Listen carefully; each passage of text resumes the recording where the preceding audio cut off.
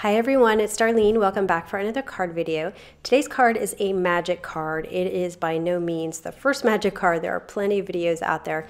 In fact, I watched a lot of these videos and found that the techniques were kind of complicated and that it was a pretty sophisticated card to make.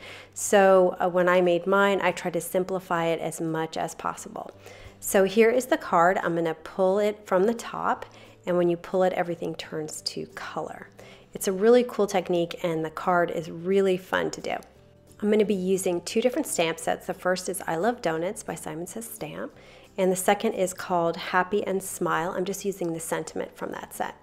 So the first thing I'm going to do is stamp all of my donuts. So I'm going to use the small donut and the large donut, and I'm stamping them all in Memento Tuxedo black ink. And what I'm doing is kind of figuring out as I go when I need a mask. And when I need it, I'm just going to stamp it on some masking paper and cut it out. So I'm going to overlap a bunch of these together until I have a bunch in the middle. And one thing that I noticed after the card was completely finished was that I did not cut the middle out of the mask. So where you would normally see the other donuts in the hole of the donut on top, you don't see.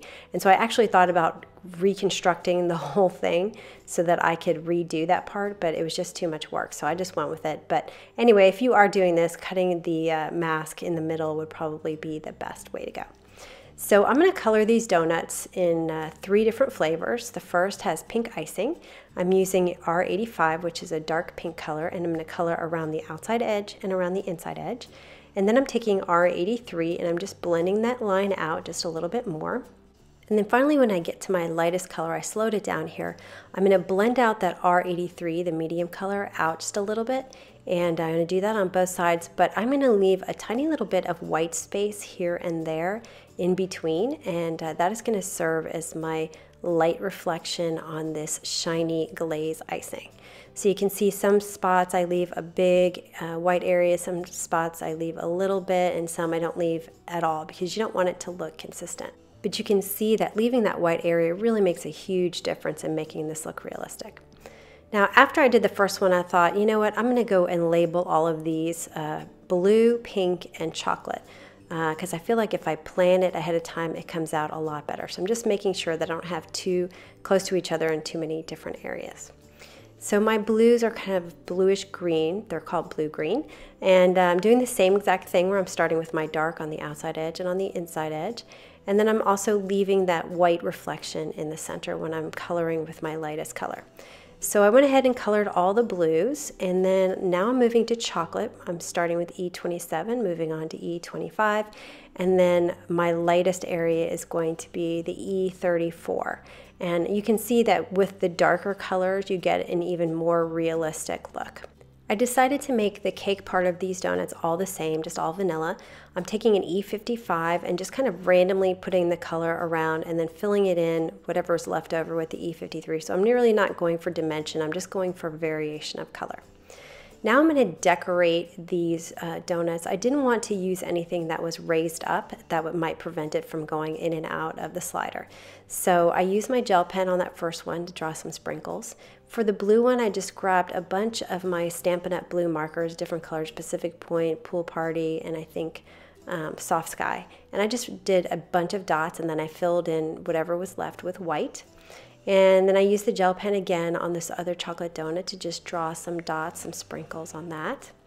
And then I added a little bit more sprinkles at the bottom.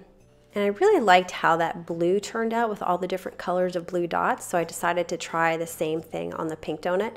So I used a real red marker, then I used rose red, then I filled in with some Melon Mambo, and then the rest is just gel pen white. And adding the white really makes it pop. So I love the way those sprinkles ones turned out. And then I felt like I needed a little bit more variation, so I took a brown marker. I think this is Early Espresso, and I just drew some squiggle lines on a couple. And then I added some more sprinkles on this blue one. I added white first, and then I went in with some Pacific Point and added a little bit of that. So really I'm just adding a bunch of decorations with markers. And then this is again just a brown marker. Now I still need 2 more donuts for the pull tab of the slider, so I'm going to stamp those, and I ended up coloring them chocolate just like the others. and I cut them out. And you can see when I cut them out, I've got a little bit of white on the inside of the paper showing up. So I just took a black marker and I went around the inside, and then I drew directly onto the donut. So I was really upset about that, and I guess I could have stamped it and recolored it. It wouldn't have taken that much time. But I got my sanding block out, thought I'd try it, and I sanded a bunch, and it actually worked out pretty well. You could barely see it. It's still there, but I'm going to put it on the back of the tag, so it's not a big deal. All right, so those are my two donuts. I'm going to put those off to the side, and you can see I've cut a window sheet. I buy my window sheets in 12 by 12 pieces from Stampin' Up, and I cut it the same size as my Neenah cardstock, which is 2 3/4 by 4 7/8. And so now I'm going to cut a piece of Scotch foam tape. Notice I used my scissors instead of tearing it because I just want it to look nice and clean. And I'm going to cut about 1/3 of this strip. The strip is 1/2 inch wide, so I'm going to cut 1/3, just a thin strip. Place it right there at the top of my Neenah. I'll peel off the backing, and then I'm going to take my window sheet and I'm going to adhere it at the top right there, so they're right on top of each other. So the acetate side is actually going to be on one side of my slider, and the colored donuts are going to be on the other side. So now it's time to actually stamp on the acetate, and I adhered the acetate first because I wanted to make sure that they lined up perfectly. So I'm using a Stamp-A-Majig. I'm going to stamp these in the same order that I stamped the Neenah. And I'm using StazOn ink here, or at least I thought I was going to use StazOn ink. But when I was getting my ink on the stamp, I kind of felt like it was a little bit dry. So I tried it on a piece of paper first to see exactly how it was going to stamp, and it was all faded. So my StazOn ink was way too dry for this. And I remember when I did my black ink comparison that my Ranger Archival ink works on acetate. So it does work on acetate, but you have to let it dry. And because I have all of these overlapping donuts, I had to let it dry probably 10 minutes between each donut. So I had the option of going to the store and getting some more StazOn, or just doing this while I'm doing dishes, while I'm watching TV, and just let it dry in between donuts. And that's what I decided to do. So it took me quite a while to get all this done, but I did it off camera, and now I'm back and it's finished. So you can see that my acetate is just black. I also did the sentiment on there as well. So it's not on the Neenah, it's just on my acetate. So when I lift it up, you could see it's got all the black outlines on the front and then the color on the back. So you could do this with any stamp that is an outline. And so you can see I missed a couple of spots because my masking tape was in the way when I was stamping. So I just filled in those gaps with a Sharpie. I'm using the Let's Polka in the Meadow set, this small pink dotted paper here. And so I've already cut a piece that's just 1/4 inch wide. And I'm going to adhere that on top of my Scotch foam tape so that I'll hide it because it's not very pretty. So I'm going to put this right on the top here with some Tombow Mono Multi Glue, and then I made it a little longer and then I just trimmed off the excess. Now I'm going to put my donut on here as a pull tab for the slider. So I'm going to put some Multi-Matte Medium on half of the donut, and then I'm going to adhere the bottom half to the slider, and that way the donut can be pulled from the top, and also I can thread the hole in the middle. So I flip this over because I want there to be a donut on the other side because you're going to be able to see it from the inside of the card. So I put some Scotch foam tape to even it up with the level of the rest of the slider, and then I put some glue on the bottom and adhere those two pieces together. And that completes the slider. So it really was super easy to make. It's just a bunch of coloring. So now we're going to start with the construction of the card. I have a piece of Neenah cardstock, 4 1/4 by 5 1/2. I'm going to line up my donut at the top, and you can see I have a tiny little gap at the bottom here, and that's because I pre-measured it so that my slider would be pretty much the height of my card with a little bit of gap at the bottom. So what I'm going to do is mark the bottom of the Scotch foam tape because that's how far down I want my slider to go. And I could measure it and all that, but I wanted it to be exact, so I waited till I finished the slider before I did that. And I'm going to measure 3/4 of an inch from the right and 3/4 of an inch on the left. And this is just enough so that my slider can go in and out between those. And I'm going to cut this kind of rectangle from the top of the cardstock. So I'm going to take that to the trimmer, and this is what I have. So you can see I'll take the acetate and put it in the front, and it fits right there in the center. Now, my slider is 2 3/4 of an inch wide.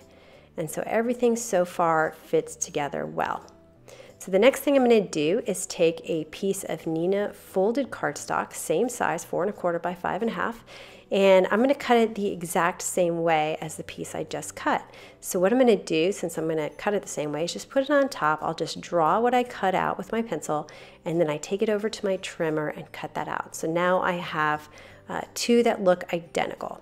Next, I'm going to take some Scotch foam tape, and again, I'm going to cut it with a scissor to make sure it's nice and clean. And I'm going to cut it the length of the card up and down. And then I'm going to take this piece and cut it in half because I want to leave as much space as possible for the slider because I am going to be adding a stopper, so I'll need some space for that. So that's why I just cut this in half. It doesn't have to be exact, but I'm going to put it from top to bottom on both sides of the card base. And then I'm also going to put a little bit of Scotch foam tape at the top portion right next to that gap that I cut out. And this is to stop my slider from coming completely out of the card. So this is where it's going to stop. And the width of this is just maybe, I think it's about half of a strip, maybe a little bit more of a strip. It really doesn't matter as long as you get close to the open hole. This is my stopper. So it's what's stopping my slider from coming out of the card. I just want to make sure that I've made it wide enough. And so mine's about 3 3/4, but just measure it once you have your Scotch foam tape on.